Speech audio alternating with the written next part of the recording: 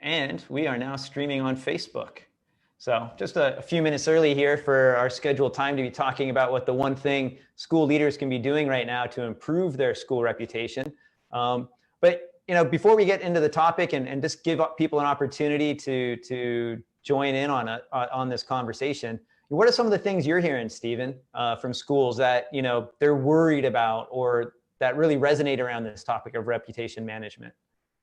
I think there's a couple of things. I think the first thing I'm hearing and seeing in my work with schools is that where to start first. I think there's a sense that schools need to probably approach their planning and their thinking in a more systematic way. So I've got a number of school clients where they're sort of working to, I'd say, a 100-day plan, which is essentially getting to the necessities of what we must do and sticking to the hymn sheets, so to speak, and really ensuring that what's most important is getting done, but that's getting done in a coordinated way. And I think, also providing a bit of I guess, a trust and confidence builder within their community. So I'm seeing that as a bit of a theme in schools at the moment. And, it's head down, tail up in that sense, where schools are really trying to deal with the big issues, getting the staff in and so forth.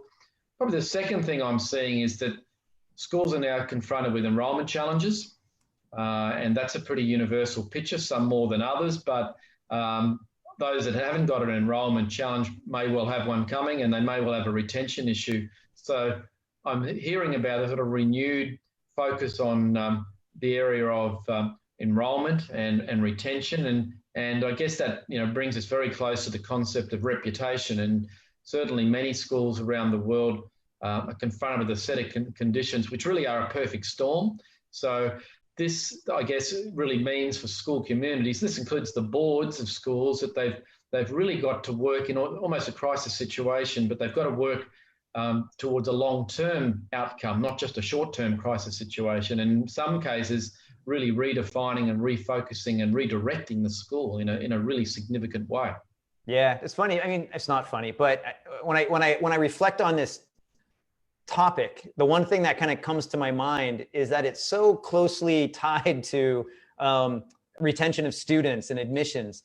But I mean, to be frank, when we think about reputation management, and when I think about the journey schools have been on, in particular international schools over the last, say, 5-10 years, some schools have been thriving and just ushering a lot of different families into their community, but not spending enough time educating them on the real value of joining that particular school. A lot of these people just come in with this, a lot of families kind of come in with this expectation that, they have high hopes in terms of what their child can achieve in that school or programs that school offers. But I don't think there's enough time taken to really educate and orient those families better to what makes that school special and unique. And, COVID, unfortunately, kind of laid bare the school's sort of lack of a narrative. So, for all of you joining us now here on Facebook Live, again, I'm joined by Dr. Stephen Holmes, and our topic today is, what is that one thing that school leaders can be doing to improve school reputation? But, maybe before we even talk about that one thing, maybe we should define what reputation is in this context. Michael, I think it's a really good first step for us to take, and it's a concept that, even though it's an everyday term that's used, very few people have really looked seriously at the concept and defining it. And as I say, in schools, we tend to see a situation where reputation becomes an issue in crisis times only. And I would say that there's probably two characteristics for us to all to think about with reputation management as opposed to reputation as a concept. And that is, firstly, that reputation management really requires us to take a hard look at the cumulative activity of the school. So what are we doing in the short term, but also the long term, that would shape and influence the opinion people have of the school? And so I think, as we all know, schools can sometimes jump from focus to focus depending on new leadership or change conditions or the latest fad. Reputation management requires and reminds us that people form a view about a school based on cumulative activity over time. And we all know it's very difficult to shift that in people's minds. So people do take an effort and an action to try and get a full picture on the school. Admittedly, they may not, but that's the first thing. And I guess the first thing we want to say about a characteristic reputation is that it's built over time through activity. And And in many ways, building on your point, Michael, is, school communities haven't done particularly well at letting people know what in fact they're buying in international schools. And it's sort of an assumed identity almost. And they hope people pick it up as they go, as opposed to really managing and articulating that. And I think most of our international schools in the last 10 years have been in a growth period, an expansion period, where in many cases it hasn't been too difficult to grow the schools. So reputation management brings us back to what we're actually doing, not what we're saying. And the second part about reputation management, I think in definitional terms, Michael, is that it requires a dual focus, a focus on not only what we say, i.e. the vision and our marketing messages, but what we do. And there aren't many concepts where we're asked to look at both.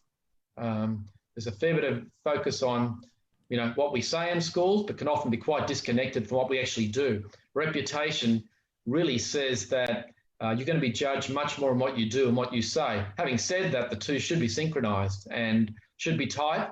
And if they're not tight, then we're not credible. And I think in this era, the scrutiny that parents are going to look at with our schools is really going to pressure us to be very careful about what we say, and equally carefully look at what we do in terms of alignment. And I think those things, whilst they may be known to most of you listening to this broadcast, practicing it in a systematic and a concerted way is quite a new discipline. Yeah. So now we kind of talk about what that definition is. Now an interesting, sort of reflection is, all right, well, how do we improve or build or manage? Like, what's the one thing school leaders across a school should be focusing on at this point, so they could start really, managing that reputation? A great question, Michael. And, I think one of the lessons out of COVID is that schools have got to do more, but do less. And if I was going to bring us back to one concept or one area for focus in schools, it would probably be the V word, vision. And most schools, of course, travel with a vision and a mission and a core set of values. But in my work over the years with schools around the world, I would say it's a systemic weakness in terms of the distinctiveness of those visions and the articulation of those visions, and even the sharing and understanding amongst staff and the community about their role in that and what it really means. So I would bring at this time people back to vision. And I'm not suggesting that you throw out the vision, but I would be reflecting on its worth and its relevance in this time. I'd be reflecting on its clarity. I'd be reflecting on whether it sets the scene for optimism and hope that we all need at the moment. And I'd be reflecting on whether we're traveling in the right direction and whether we need to renew that vision and update it. COVID brings challenges, but it brings opportunity windows also. And I think if schools go back and look at self-definition, which is really what vision is, as expressed and supported by their values, I think everything reverberates from that. And schools that I work with, most things you can trace back to a woolly or ambiguous or a fairly weak vision and I guess adherence to that vision. So that's where I'd be saying is really the key for school leaders to go back to.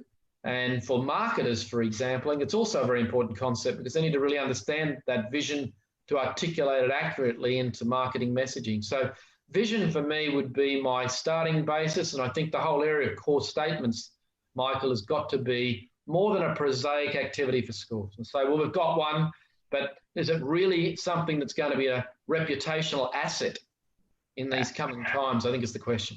So I like the idea that you also raised about where values comes into it, because we talk about vision and often throughout a school, we can have a vision, but it's just so hard for any stakeholder to really connect themselves to it or demonstrate how they're supporting it. Like, how do you measure yourself against a vision?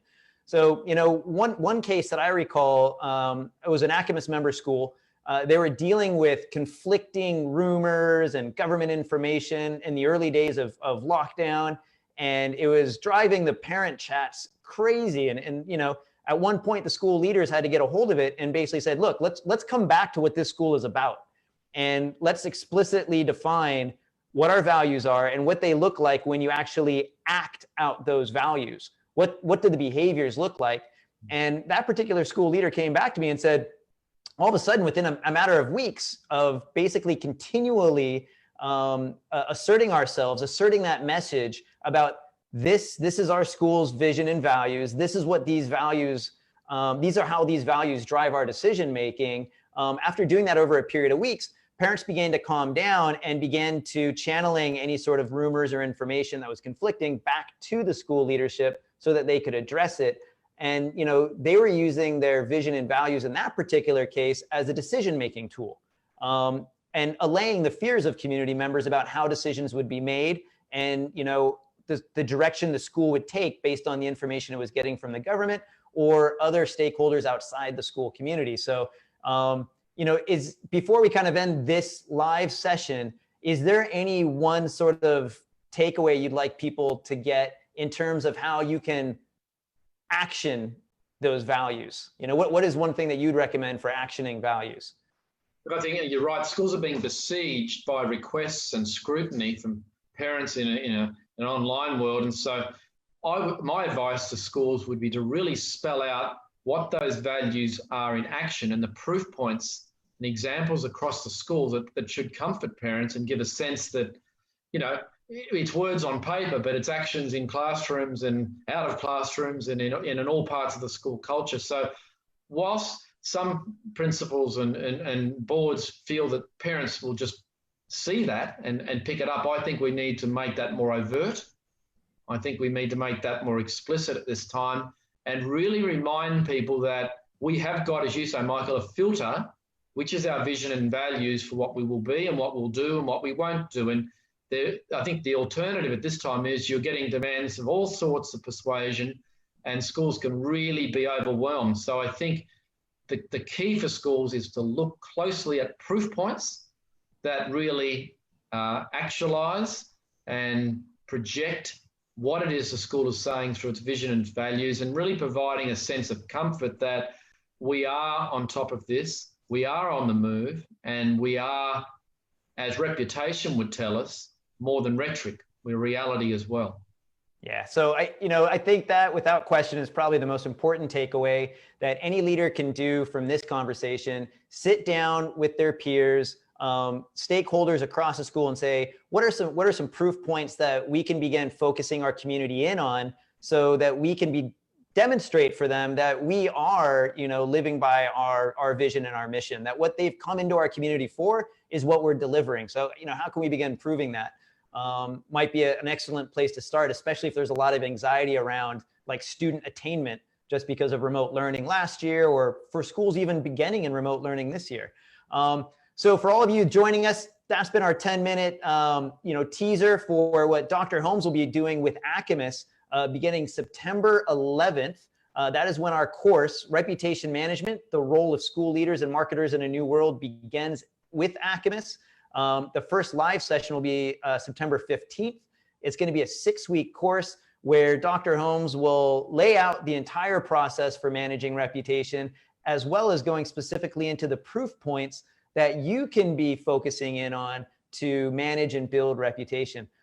Dr. Holmes, thank you again for joining us, and I look forward to working with you over the next couple of weeks in this course.